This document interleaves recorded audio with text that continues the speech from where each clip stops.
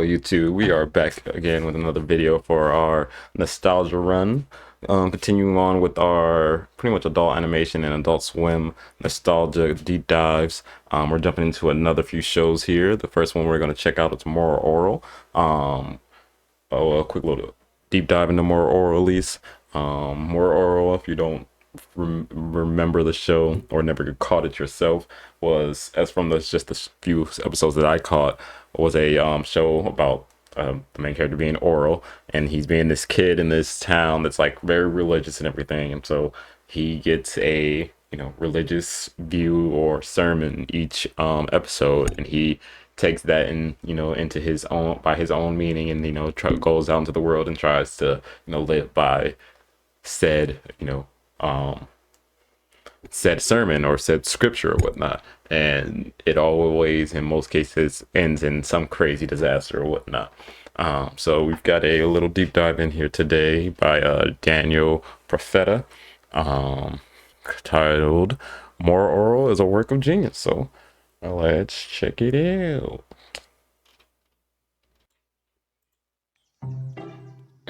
After you, sir. Oh, why, thank you. What a... Go. Dad! Oral, what have you done? You killed him. I did? Oh, hooray! All right. I did it! Which is arguably one of the best Adult Swim has to offer, has recently been enjoying a surge in cult fandom since its completion in 2008. I didn't see it when it aired, and I hadn't even heard of the show until a couple of months ago. YouTube had been putting this in my recommended for over a year, and a couple of months ago I finally clicked on it. And what I heard became a favorite song of mine in only a few days, and I started listening to the Mountain Goats discography. But more importantly, there were multiple people in the comments talking about this show, More Oral. I tried to watch the show, and I fell in love with pretty much everything about it faster than almost any show I've ever seen, and I wanted to talk about it. So here's that. In the beginning, God created the heaven and the earth. Now, in the beginning, this show is a straightforward comedy set in a small town called Moralton and focusing on the development of a 12-year-old boy named Oral, who follows the teachings of his church, pastor, and parents. He often gets into trouble from taking things a bit too literally. And for the first season, that's pretty much the main premise of the show. And if it stayed that way, this would be pretty standard Adult Swim fare. But it certainly doesn't stop there. As the show goes The fact that it's all stop motion and everything is so fired as well. on, we learn more Anything about stop each motion. character, and slowly I mean, that's what a lot of Adult Swim, Robot Chicken and everything, they were always super good at that. realize the underbelly of corruption and hypocrisy that everything in the town stands for. Kind of like everything in real life. The show goes from being a parody of religious fundamentalists to a psychological drama exploring themes like addiction, sexual assault, alcoholism, racism, narcissism, generational trauma, failure of the nuclear family, feeling trapped in your marriage, feeling trapped by your circumstance, Lust Guard and 6000. manipulating little kids who don't know any better. And if you act now, you can collect all the darkest plot lines for just $19.99. But I'm getting ahead of myself. The most important character trait of Oral is a very simple one. He is innocent, and he actively tries to be a good person. He doesn't use religion as a mask to cover his flaws. He actually is a relatively uncorrupted person, and his existence is what drives the character arcs of everyone around him, and his inherent goodness is what drives the plot forward. He will hear a sermon and try to live by his interpretation of the lessons taught, which mostly ends in disaster and makes some statement on the duplicity of many teachings of the church. By the conclusion of each episode, his father tries to correct his behavior by beating him with a belt and giving him a new interpretation of the lesson. Take, for example, episode 6, Omnipresence. Oral accidentally hurts himself with a can of cleaner and tells his mother he hates the can. His mom chastises him, saying that he cannot hate the cleaning supplies because God is in them. She then explains that God is in everything. This plastic cup, God is in it. This $12 Blu-ray of all the Saw movies, God is in it. This stuffed animal that my sister made herself of Bill Cipher is devoid of the presence of God. His mother says that God is even in him. He apologizes, and she tells him he should pray for forgiveness for saying that he hates God. Throughout the rest of the episode, Oral develops a God complex. He gets a bad grade in school, and God he is in him? argues with his That's teacher hilarious. that he can't be wrong because God is in him. How could God be wrong? He excuses himself Damn. from school and goes to a lake to try walking on water. Before he can, he witnesses an attempted suicide, and he calls the police to arrest the man because suicide is a crime. Is a Multiple crime? coincidences give Oral faith in Jeez. his abilities to save people, so he visits an elderly lady on life support and tries to miraculously heal her. She tells him that the only way to help her is to pull a nearby plug, which he happily does. He pulls the plug on the life support system, keeping this lady alive. A nurse catches him and he is sent home to his father, who beats him, then explains that only God and the government can decide who lives and who dies.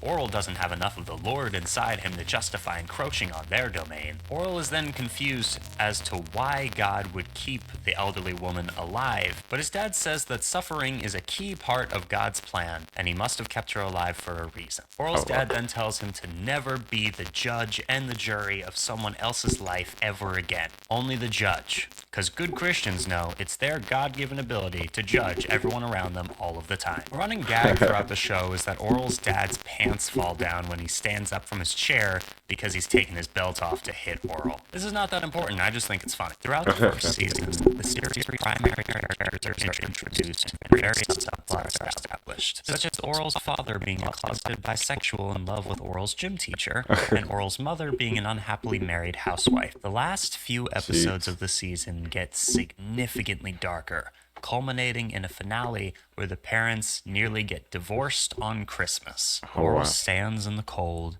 with 4 minutes of Christmas left and prays. He tells God he still has faith in him and keeps his head bowed and a smile on his face as the camera pulls back. This bleak ending is only the start of something truly powerful. At least to me, The start. it is. Now, the second season, oh boy. Second season leaves the original format behind and starts going even more off the rails while also building on the secondary plot lines introduced in season 1. We get to see character development from everyone, and Oral becomes less of the primary focus and more of a witness as the series progresses. Okay. His blind faith is tested as the people he looks up to fall short time and time again until the season finale. What a season finale it is. I want this video to convert people into fans of the show, so I will try, even though it's super hard, to refrain from spoiling too much. Okay, I'll fair. probably make more videos about the show in the future, and I was about I'll to say, we might spoil check that out whatever as I well. want in those. But Now that, because I'm like, now I'm curious, is the second season still following like particular lessons from the Bible, or? for now, we're keeping things fresh. For now, we're eating before the Best Buy date. Get it? Because food expires. The finale is heartbreaking and eye-opening. Oh, Best as Buy Oral date. I is got you. finally shown point blank that the I was people literally he thinking trusts Best Buy to electronics teach him store. everything about the world don't have his best interests at heart. When it Jeez. comes to the world around them, they are selfish, Oh. short-minded, and arrogant. Nothing is as it seems to be. The third and final season of the show Whoa. sheds more light on the characters other than Oral and gives us a lot of hard-hitting emotional backstory and terrifying displays of the dangers of complete religious fanaticism. A lot of the episodes take place before the events of the season 2 finale, which was a little confusing at first, but I got used to it. Very proud of myself for that. If there was one issue with this show, and this is not even the creator's fault, it's the last season. While it somehow manages to cram a satisfying ending into 13 measly episodes, it still suffers from Adult Swim's decision to rush production and then cancel the show. What makes Moral Oral stand out among its counterparts was its willingness to go further. While shows like Rick and Morty might have tons of technically darker jokes, they're generally played as jokes and nothing more. Moral Oral made me laugh and cry just by being real. The show gets bleak and sad and messed up, and it allows itself to do that without trying to blunt the knife. Now, I don't know how this opinion's gonna go over, but let me preface by saying I love Adult Swim. I think they push boundaries and have made some of the coolest shows of all time, and they've done a lot to legitimize well, would that be animation bad? as an art form that's not just for kids. That being said, I really think Adult Swim dropped the ball when it came to Oral. Here's just some basic information off of Wikipedia. Against the wishes of the show's creator, who is Starburns from Community, by the way. I was Oh, so word? happy when I found that out. What The Christmas is themed the first season finale. Wait. The creator of Moral Oral is Starburns? No way. That's hilarious.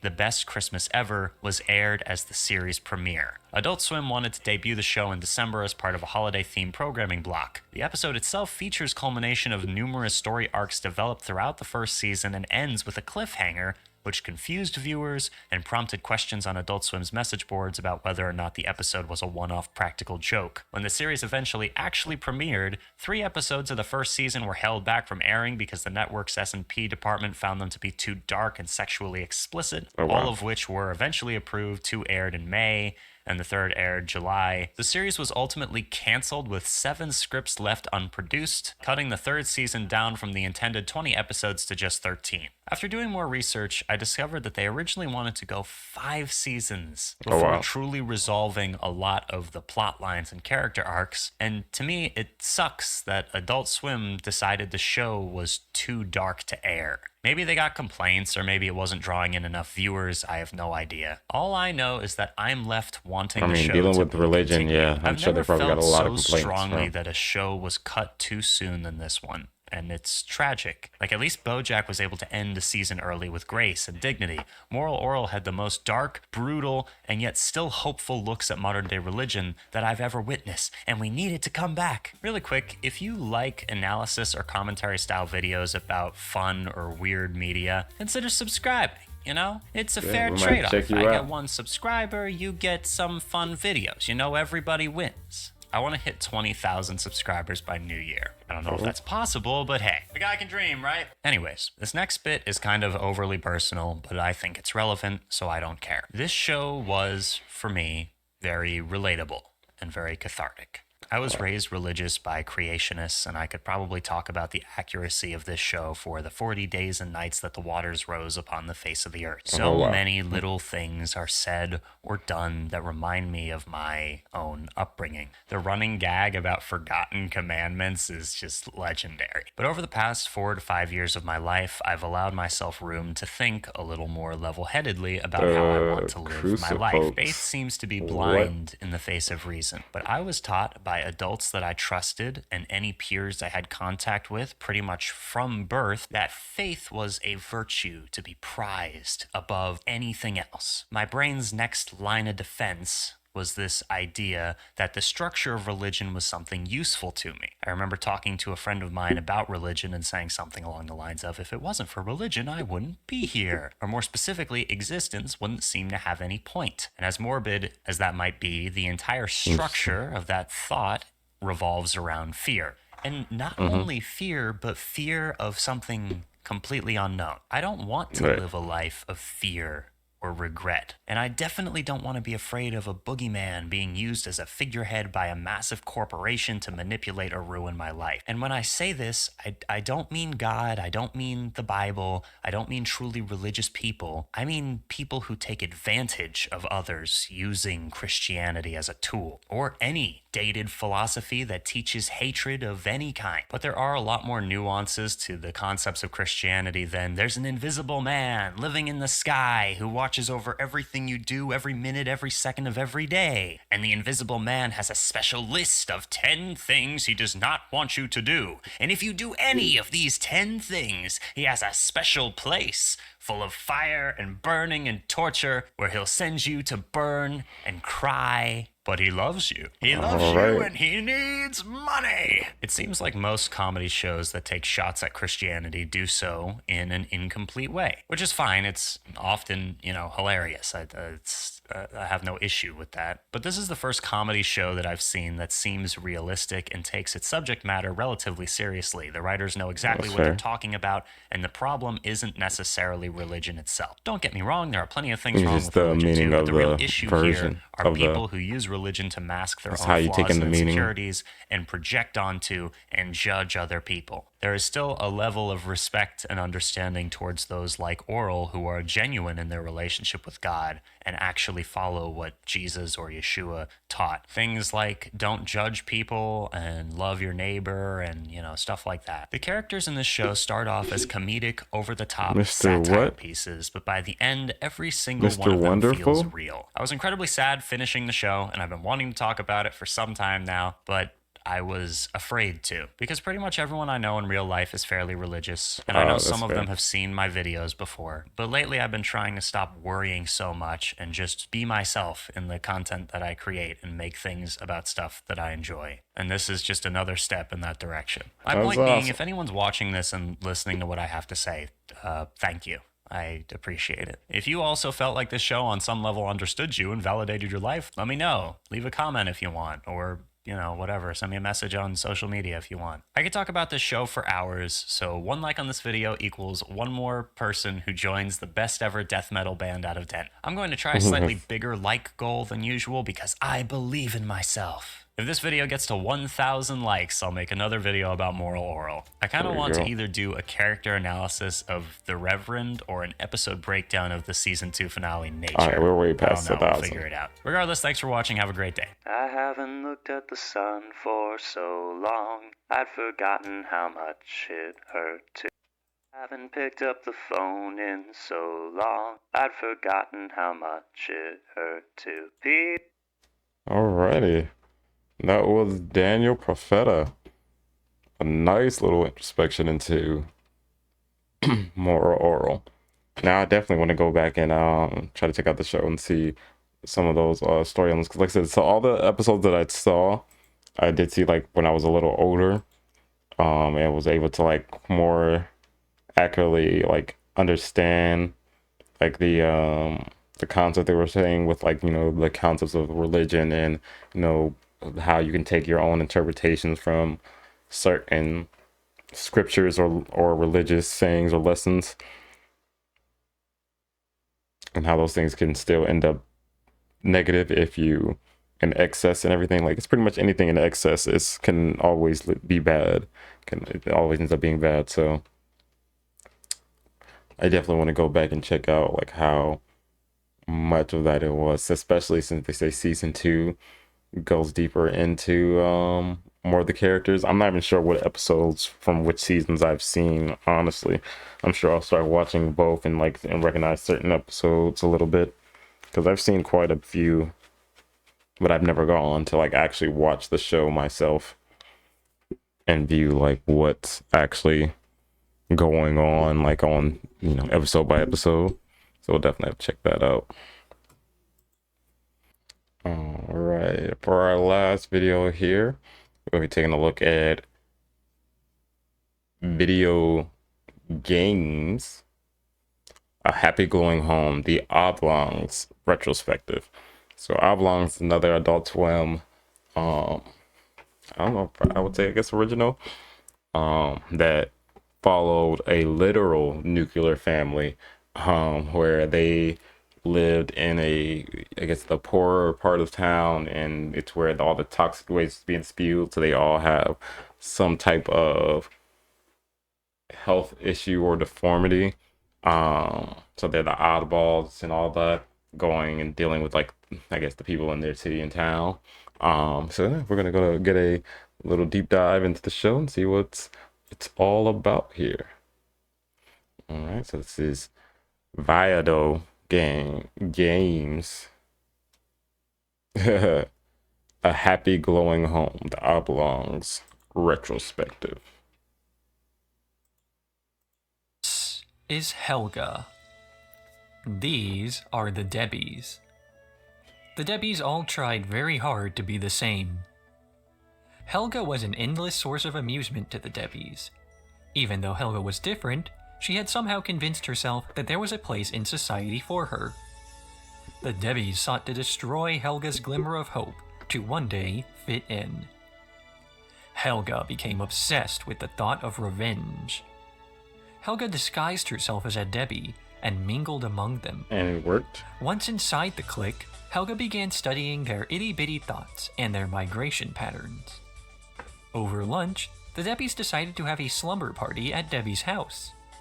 They ate pizza, painted their toenails pink, giggled, and talked about Matthew feel like I Kelly's remember excellent this butt episode, too. cheeks. While the Debbies Oh slept, my god. Helga snipped off their annoying end. All of the pizza crusts. The end. This was an excerpt from Creepy Susie and 13 Other Tragic Tales for Troubled Children, a parody children's book by Angus Jesus. Oblong that featured heavy adult themes and a deeply disturbed sense of dark humor. It was, to make an understatement, a very weird book. And weird is good, An understatement for sure. because there's nothing quite as boring as a normal book, or a normal show, or a normal person.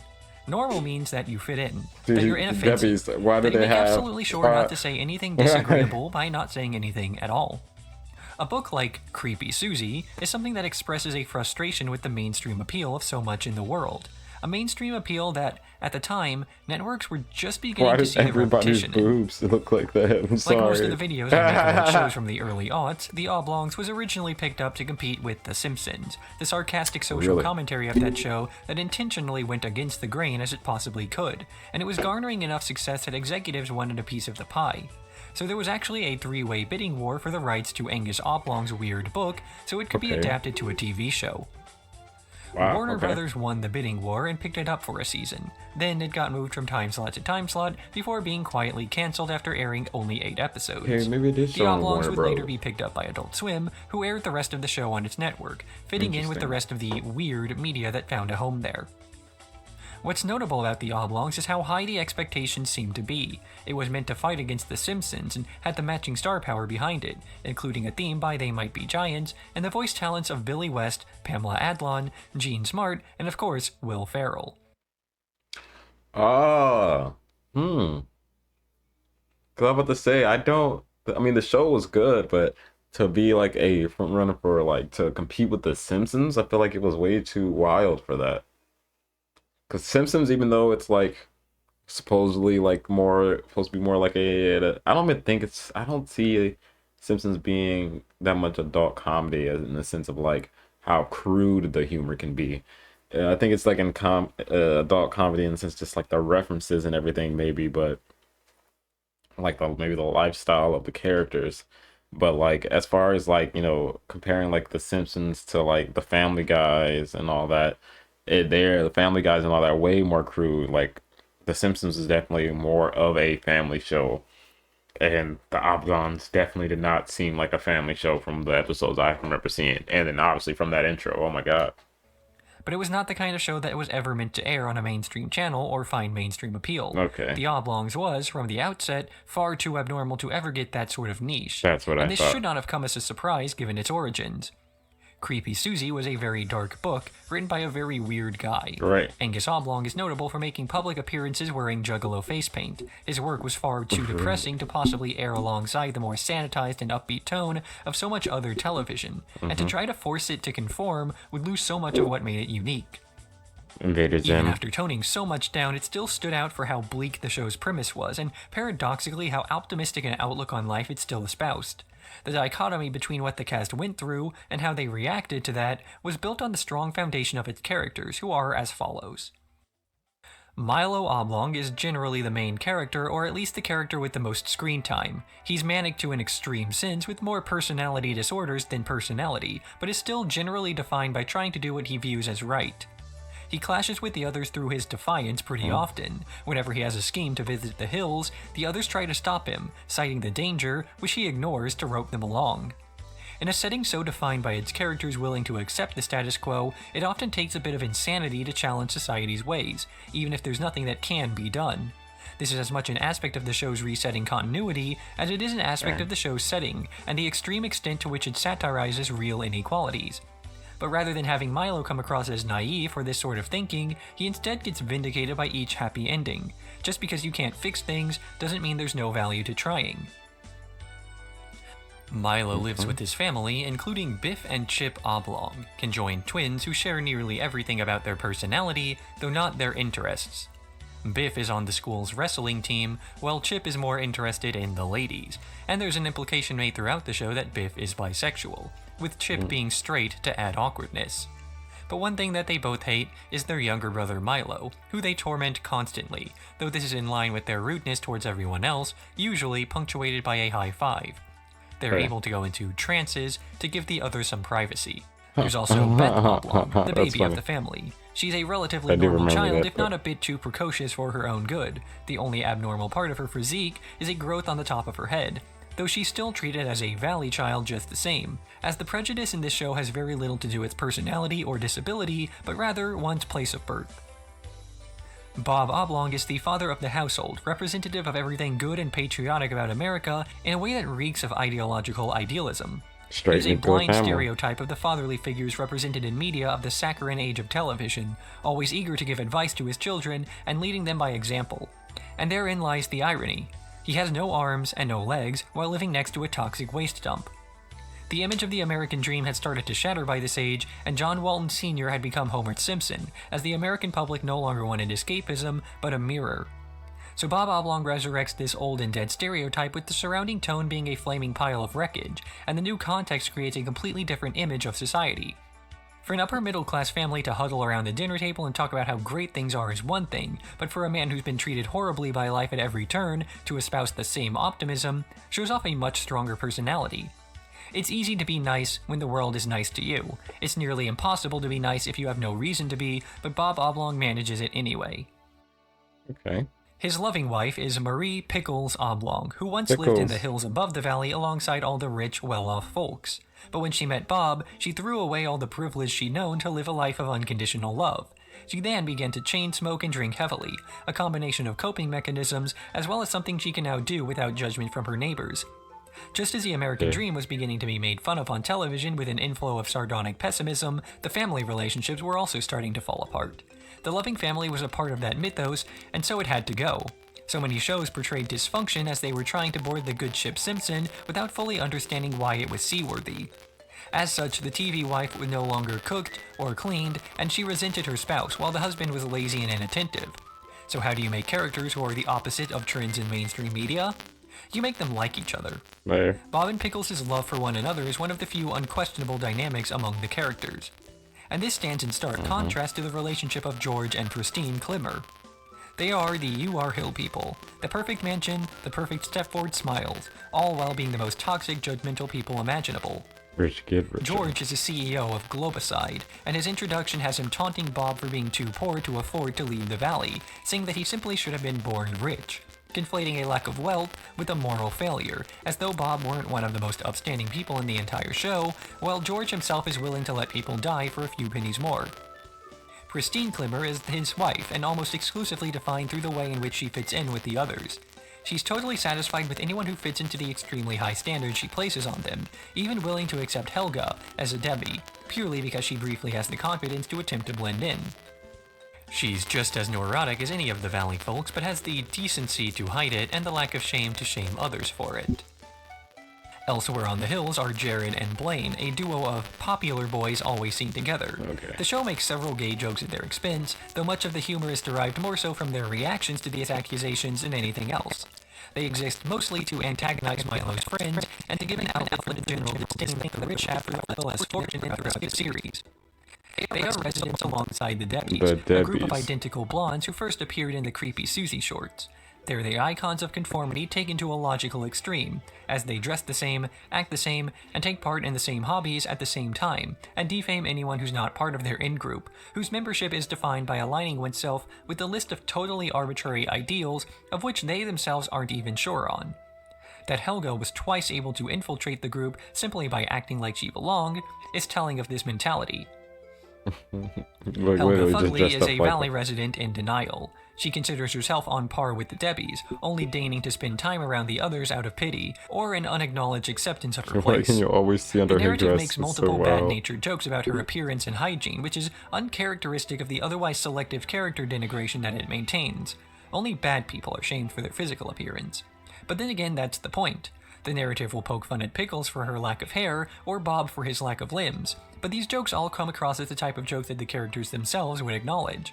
After all, it's much harder to make fun of a person who's too willing to laugh with you when you laugh at them. But because Helga is in such a great amount of denial, the writing is able to get in the same digs at her that it does to the Hill resident, with the shame coming not so much from her obesity, but lack of self-awareness about such.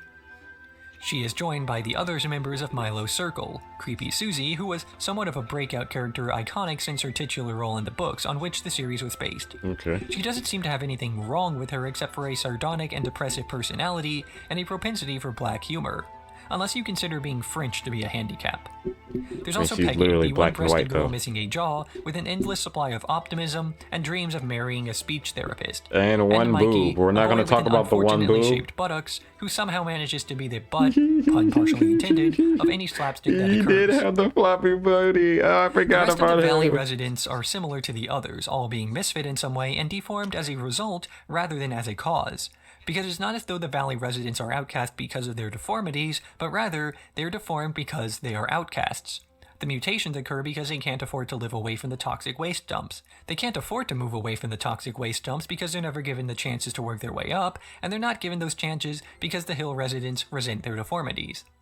Milo does, at one point, manage to make it to the level of popularity that the Hill residents enjoy, and is accepted by all purely because they see others doing it. Pickles herself was once a Hill resident, but moved away for love and to get far from the others' judgmental attitudes. Bob gets robotic limbs in one episode, and he too is immediately accepted as a Hill folk. And when one Debbie is disfigured, years of acceptance as one of the in-crowd are thrown down to the Valley alongside the girl herself. It goes to show that the prejudices are totally arbitrary. The Hill people are accepted because they are accepted. The Valley is rejected because others reject them. Or at least, the haves do. The have-nots seem to take care of their own. The prejudices are all very much one-sided. It's the Hill residents who have an issue with associating with the others. The Valley has no such reservations. Even Pickles, who rejected that lifestyle, still interacts with the others as much as she's required to. Her dislike of the in-crowd is on a person-by-person basis. She's more than willing to be cordial with the Hill residents who don't outwardly show her hostility. The Valley residents are open and accepting with each other, as well. There are a lot of gay jokes in the show, typical for something that aired in the early aughts, but what's atypical is how many jokes about queer groups are bad-natured when it comes to the queerness itself.